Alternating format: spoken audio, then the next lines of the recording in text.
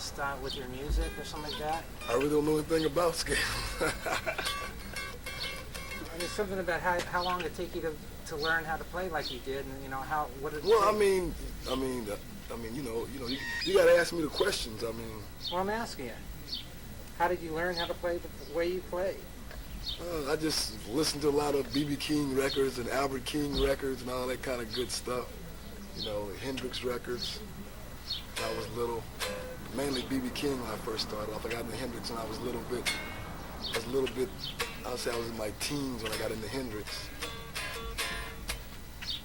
But by listening to it is different than playing it. Well, first of all, you gotta be able to listen before you can play it, correctly.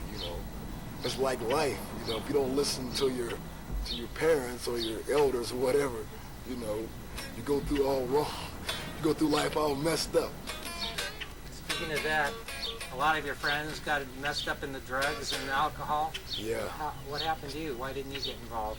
This right here, this kept me out of trouble, kept me away from all of the bad stuff, kept me happy.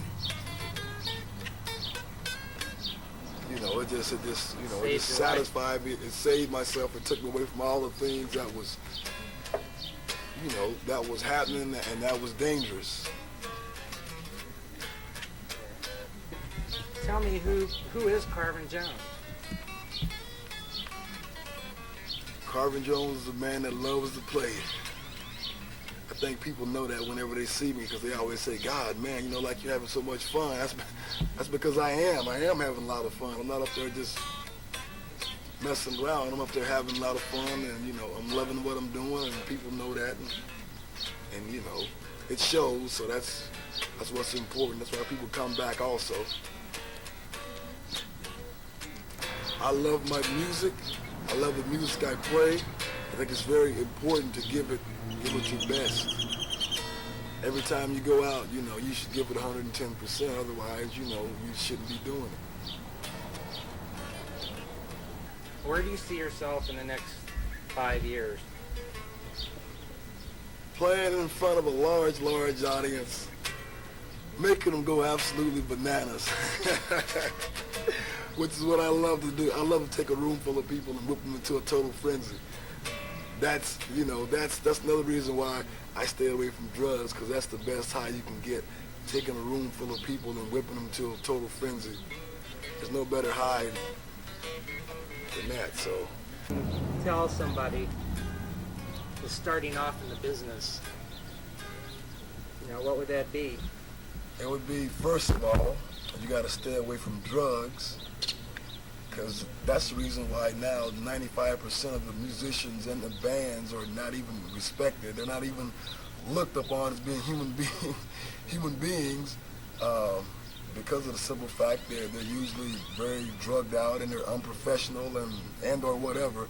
So that's one of the first things a band member should realize, or anybody that's going to the music business. You got to stay away from drugs in order to gain or maintain any kind of respect from anybody of importance. You gotta, prove yourself to where you're competent and you know what's going on.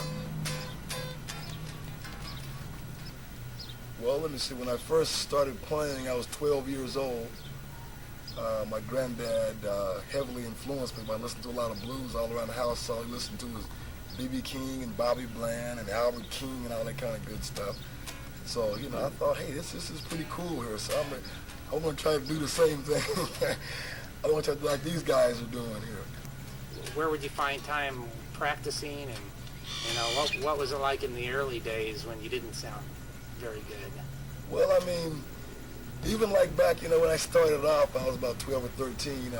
It didn't sound very good, but I kept at it because I was having so much fun, and I was actually progressing. And I was working on things that were sort of simple, so it gave me confidence. And I took it from there, and I just grew and grew, and and now when I play, I'm very happy and satisfied with the sounds, and I'm always trying to continue to grow. So when I first started playing guitar, my mom, she didn't think I was serious, but you know, I stayed at it and stayed after it and everything, and started to get better at it and started to work on things that were simple, and my confidence grew, and you know, everything happened from there. And I was having, you know, a good time, and it was really happening. And so I just continued and continued, and now I'm happy with it. I'm never satisfied, but I'm always happy with it because I'm always trying to progress more and more. Okay. Yeah, everything I write is probably something that I've experienced myself or somebody close to me has experienced, you know, like the blues, or whether it's a happy blues or whether it's a sad song or a song with a lot of truth in it.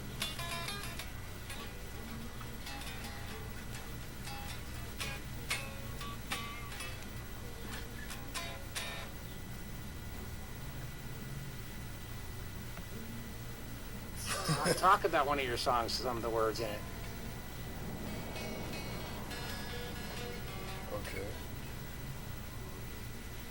Okay, you ready?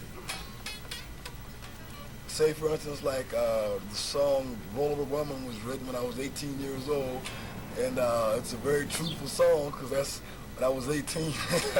That was all I had on my mind and everything.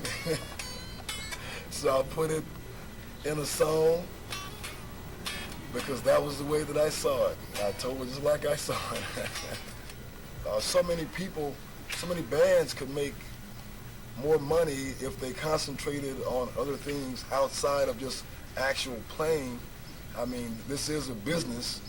That's why they call it the music business. So it is a business, and there's a lot more ways you can make money besides just playing bars or playing live or whatever. You know, there's tapes, there's T-shirts, there's bumper stickers, there's this. You know, there's so many other ways, you know, that you could properly market your band as opposed to just, you know, concentrating on playing out live, you know, every single time. There's so many other ways that you could, you know, market yourself. Thanks a lot for watching Backstage Pass. I'll see you later.